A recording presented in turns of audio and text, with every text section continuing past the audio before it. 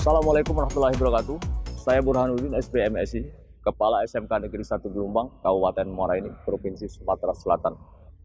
Sekolah menengah kejuruan bertujuan pertama, menyiapkan peserta didik untuk bekerja secara mandiri maupun bekerja pada dunia usaha dan industri. Yang kedua, menyiapkan peserta didik yang memiliki kemampuan untuk melanjutkan pada jenjang pendidikan yang lebih tinggi. Dan yang ketiga, menyiapkan peserta didik untuk mampu berwirausaha. Untuk mencapai tujuan pendidikan sekolah menengah kejuruan tersebut, tentunya SMK harus bermitra, harus bekerja sama dengan dunia usaha dan industri. Sesuai dengan Instruksi Presiden nomor 9 tahun 2016 tentang revitalisasi SMK. SMK bisa, SMK hebat, SMK bisa hebat. Assalamualaikum warahmatullahi wabarakatuh. Saya Insinyur Lisa Nur, guru agribisnis ternak ruminansia dari SMK Negeri 1 Gelombang, Sumatera Selatan. Kali ini kita mengajak sahabat SMK belajar tentang memindahkan ternak, menghitung, dan memberi pakan ternak. Sebelum kita praktek, kita harus memperhatikan prinsip kesehatan, keselamatan kerja atau K3 ya. Yuk kita belajar.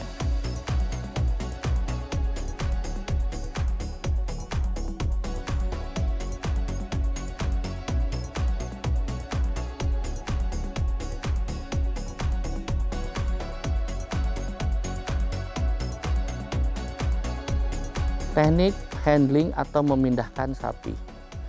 Yang harus diingat pertama kali, keselamatan di dalam bekerja adalah yang utama. Siswa harus memperhatikan keselamatan kerja dengan cara mengenakan pakaian lapangan, memakai sepatu boot, juga menggunakan sarung tangan. Juga dipastikan bahwa sapi sudah dalam keadaan terikat atau memiliki kalung leher.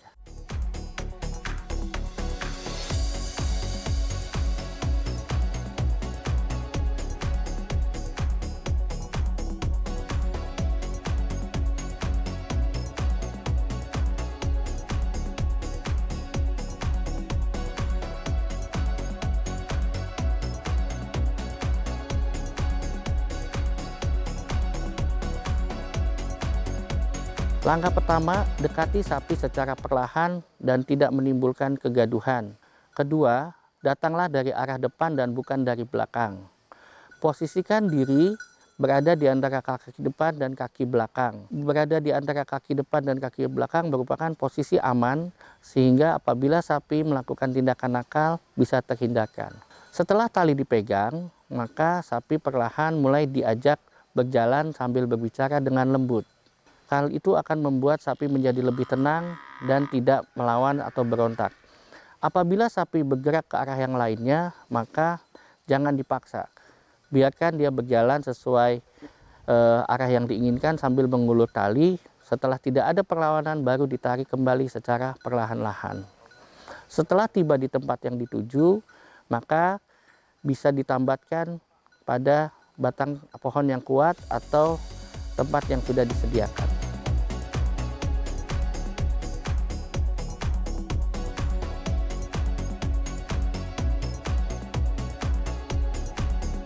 Pencatatan atau recording merupakan hal mendasar dari usaha budidaya sapi potong. Dengan melakukan pencatatan atau recording, maka akan dapat diambil keputusan langkah-langkah strategis, misalnya pemberian pakan, pemberian obat, hingga melakukan perkawinan pada sapi tersebut.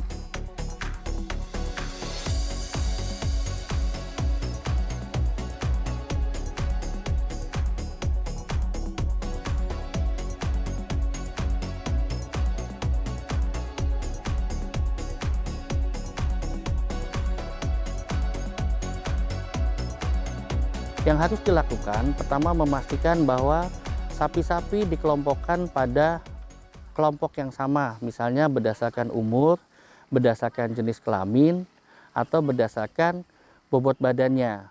Dengan begitu, maka siswa atau petani akan bisa memberikan perlakuan pakan yang sesuai dengan ukuran bobot dan umurnya.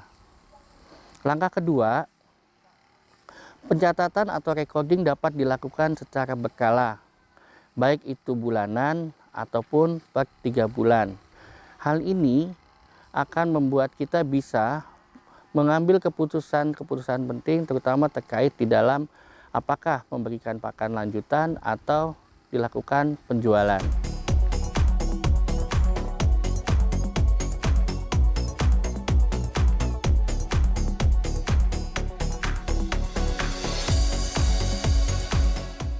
Hijauan adalah segala macam hijauan dari tumbuh-tumbuhan yang dapat dimakan oleh ternak tanpa mengganggu kesehatan ternak tersebut. Jenis-jenis hijauan pakan ternak dapat digolongkan ke dalam 2 famili, yaitu rumput-rumputan, kacang-kacangan, atau leguminous. Jenis hijauan pakan ternak dari famili rumput-rumputan antara lain rumput gajah, rumput raja, rumput Meksiko, rumput setaria.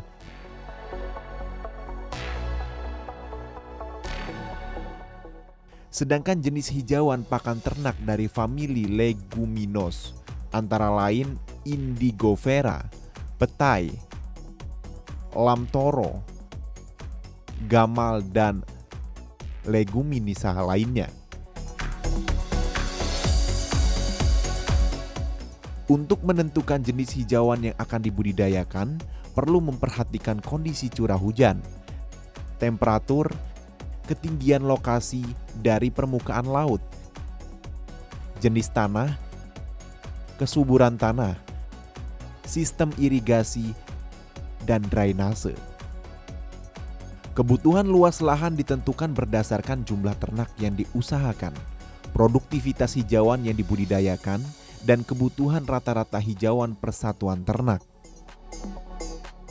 Agar hijauan pakan ternak yang dibudidayakan dapat berhasil dengan baik atau produksinya tinggi, maka harus dilakukan persiapan lahan, peralatan pengolahan lahan hijauan seperti alat pelindung diri, cangkul, sabit, roll meter, alat tanam bibit, lahan, dan pupuk tanaman. Pemberian pakan pada sapi potong merupakan hal yang sangat penting di dalam usaha sehari-harinya. Jumlah pakan dan kualitas pakan yang diberikan akan menentukan performa dari sapi yang dipelihara. Jumlah pakan yang ideal adalah minimal 10% dari bobot badannya.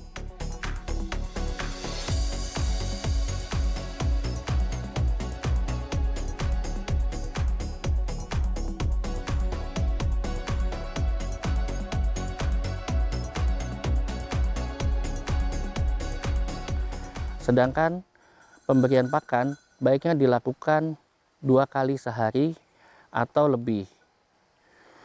Tujuannya, pemberian pakan yang berulang akan membuat sapi merasa nyaman dan menghabiskan pakan sesuai dengan yang diberikan. Tidak ada pakan yang terbuang, serta tidak ada sisa pakan yang tidak dimanfaatkan.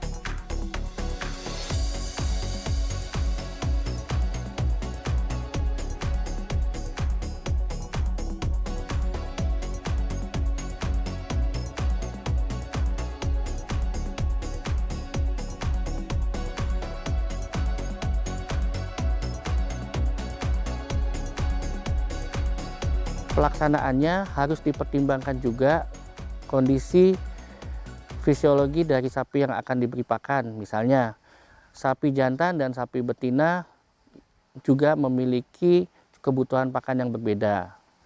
Kemudian kondisi fisiologi seperti bunting atau tidak bunting.